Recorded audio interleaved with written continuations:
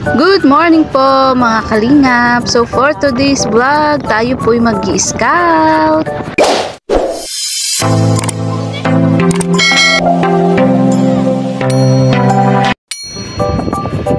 Ang ganda ng view.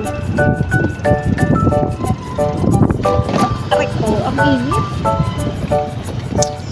At yun nga mga kalingap. So heto na nga, biyaheng hindi namin alam kung saan kami makakarating ngayon mga kalingap. Ayan, pero tuloy lang hanggat may daan ay tayo ay magpapatuloy mga kalingap sa napakahabang kalsada nga pong ito. Hindi po namin alam kung saan po kami ngayon makakarating at kung saan po kami maghahanap ng matutulungan. Pero dahil nga po sa ngalan ng pagtulong at paglingap ay tayo po ay magtsatsagaan na maghanap mga kalingap sa kabila po ng pabago-bagong panahon na parang uulan nga po at iinit, ay tuloy lang po kami ng aking pinsan na si Vincent Calyada. At yon, maraming salamat nga rin po sa kanya dahil sinasama niya po ako lagi. At yun nga po, for today's vlog, ako po ay mag-moto vlog po muna para habang kami po ay nasa biyahe ay meron na po agad akong content. Ayan. So bali dahil andito na nga rin daw po kami sa parting Labo mga kalingap, ay naisip po ni Vincent na balikan at puntahan po yung dati niya pong na-vlog na isang senior citizen na nag-iisa po sa buhay, at ito po ay nag-viral sa kanyang Facebook page. At yon, atin po siyang kilalanin mga kalingap. Bagamat sa Facebook page lang po siya nag-viral, ay babalikan pa rin po siya ni Vincent Calyada. So yon, excited na po ba kayo mga kalingap? Sana hindi po kami abuti ng ulan dahil ayan, tingnan nyo nga po ang langit, medyo makulimlim at talaga nagbabandya ang ulan mga kalingap. At yun nga mga kaligaya, sa pag-i-scout ay hindi talaga napakadali dahil bukod sa hindi mo alam minsan kung saan ka makakarating at kung saan ka ba talaga pupunta, ay yon, isa na rin sa mga nakakatakot na pagsubok sa pag-i-scout ay ang maaksidente o makabangga o kung ano pa man. Yan ang mga senaryo na pinagdadaanan ng isang scouter kapag nag-i-scout mga kalingap. At isa pa doon yung panahon na biglang uulan, init. So dapat lagi po tayong handa, dapat lagi tayong may mga kapote para kung sakaling umulan man ay ready tayo mga kalingap. At isa pa doon, syempre pa nag-i-scout, dapat meron din po tayong pang-ayuda na madalas nga po ay yon, nawawalan din tayo ng pang-ayuda dahil yon, syempre lalo na kung mahina ang ating views, isa din po yan sa mga inaalala po talaga ng mga scouter.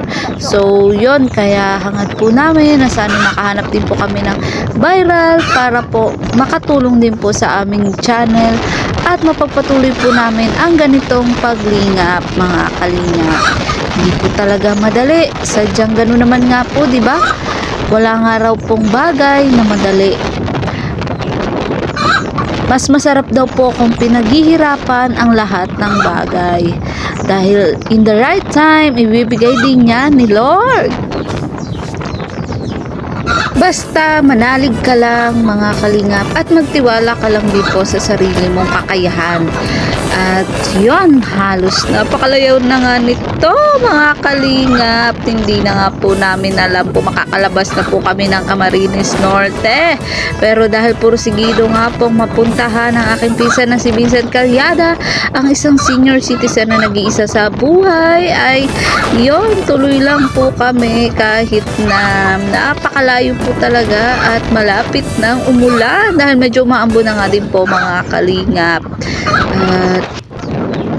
At syempre kapag motorsiklo ang ating gamit mga kalingap, ay dapat ay maingat tayo sa pagdadrive dahil yon, maaari tayong maaksidente, makabangga, kaya dapat lagi tayong may helmet. Ayan, at yon, lagi tayong maingat sa pagdadrive dahil hindi natin alam mo pwede nating mga pagsubok na pagdaanan habang nagdadrive.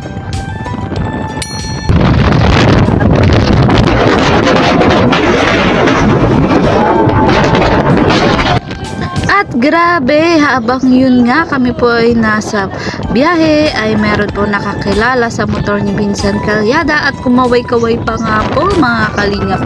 So ganyan nga po siya kasakala mga kalingap. Pagdating sa pagtulong, talagang yon, meron din po sa kanya ng talagang nakakakilala. At hangad po namin na sana po ay mas dumami pa sila na nakakakilala sa aming mga charity vlogger. At yon, manood po ng aming bawat upload para mas lalo pa rin po kaming ma-inspire na ipagpatuloy po itong pagbiyahe, pagpunta po sa iba't ibang lugar. Gaya po ng napakagandang view na ito na aming nadaanan mga kalingap. Talagang nakaka-relax mga kalingap. Grabe, ang ganda nga po dito sa tuktok na ito. Tingkit na lang, abot ko may para masaksihan po ang napakagandang view na ito mga kalingap. Paminsan-minsan po talaga ay hanapin nyo po yung mga ganito na tanawin na talagang nakaka-relax at parang walang problema na dumadaan mga kalingap.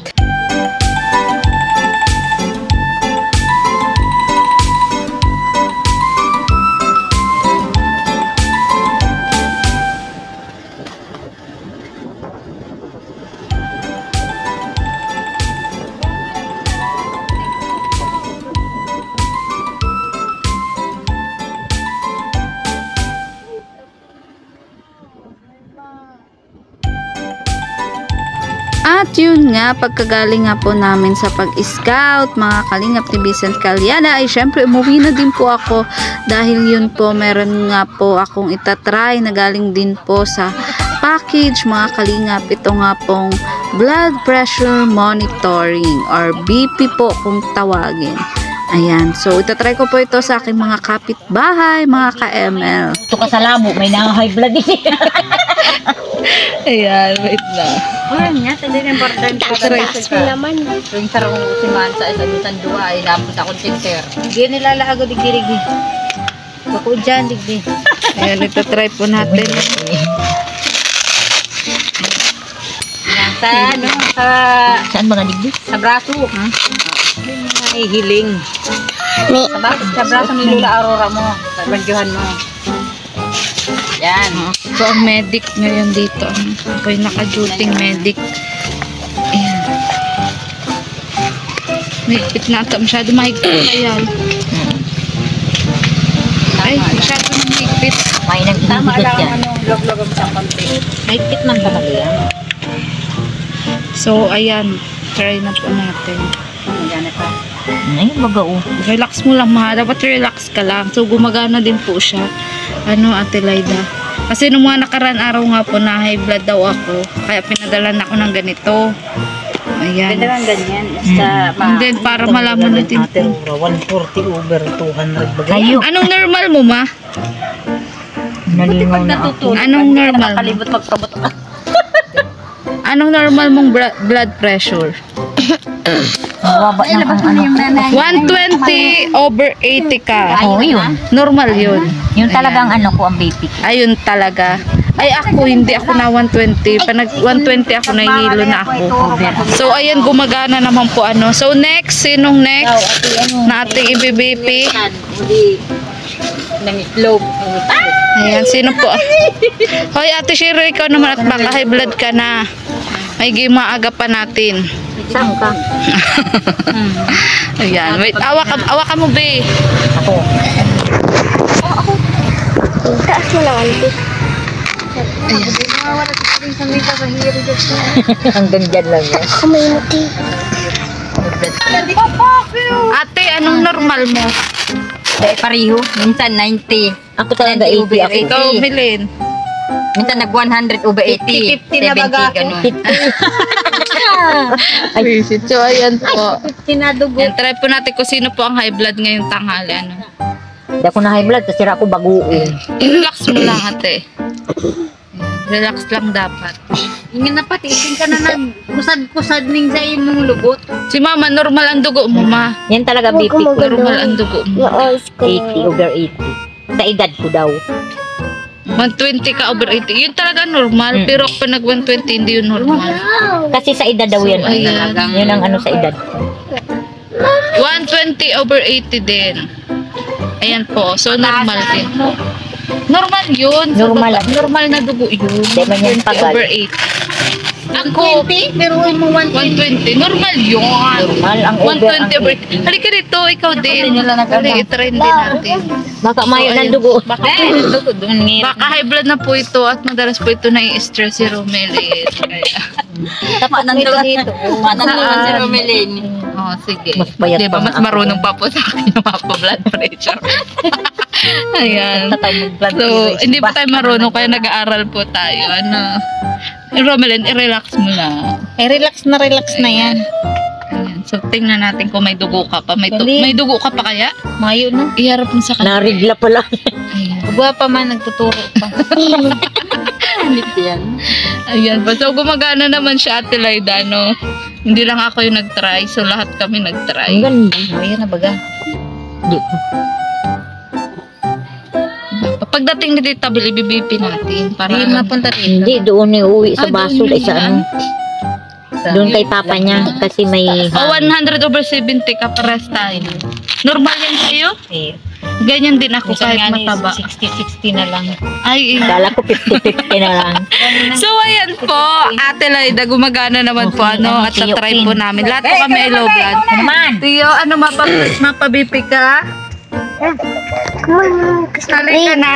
May blood ko na. Tatry natin kung high blood. Akala ko na high blood. Siyempre, mainit po ngayon ang panahon. Kaya kailangan po ibipip po Tama natin. lang yung ano ko. Ikaw, Tiyo, anong normal mo, Tiyo? Iyan na po kay ano. 200 ka? Normal bagay. Normal ba? Hype na ito. Sabi nga siya ko sa sintir, ano, di ka nalulula. Di ba ka? Yung sako, hindi ko makita. Sabi yan itong nag-vlog. Angelahain si Kayla. Sabi si nag-vlog yan. Nakalamunti. Ayan. So, last po is si Tio Crispin. Tingnan po natin kung anong epekto sa kanya ng pagpadala ng cellphone. Kung na high blood po ba o na low blood. Ayan. So, itry natin. Relax lang, Tio. Pagod ka ata. Uy, akin yan. Kain. Kailan? O, sige. Dahil na nagkakain. Anong normal mo? 200? Grabe, 200 po. High blood na po yung mga kalingap. Ang normal lang po talagang blood pressure ng isang tao ay 120 over 80. Pero depende po yan sa ano nyo, sa 170 nga niya. sa talagang blood pressure. May ganun po talaga. Normal po. Kinuryente ako. Oo. Yan, so mukhang mataas nga, Tiyo. Pero high blood ka talaga, Tiyo. Hindi. Email ka na sa akin. Ay, nagme-maintenance ka? Ano, wala. Kura, Wait lang, hindi pa nalabas. Puro puso. Puro puso ang nalabas. May puso na in love pa. Kumbaga may puso pa. Puro puso. Ayan na. 180 over 100. Baba pati. Pero high blood yun, Tiyo. High blood yun. High blood sa ito. Normal ka lang. Normal yun sa'yo. normal. So, ayan po, 180 over 100. Pag sa amin, tutok ang mga po yun. May kailangan, be. Di, may ganun talaga ating mga tao. Kumbaga, ano kaya pa. ginagawa pati. Kaya, nagang Oo, sa kami sulit siya. ginagawa siya. Normal. Wag lang magpapilin. Ayan po, mga kalingap, mga Binta mo yung kaligaya, cellphone ni mga Lula mo para may pambakaw ka. Okay po, gumagana naman siya. Ay, So, sa mga kabarangay ko po na gusto magpa-BP, willing naman po ako i-BP. Para makatulong din po tayo sa kanila. So, salamat po, Adelaida. Lalo na po sa ibang mga item na galing po sa package. Na galing din po sa'yo. Thank you so much po. Ayan, hangad po natin na sana wala pong ma-high blood. So, goodbye po and God bless. Bye-bye.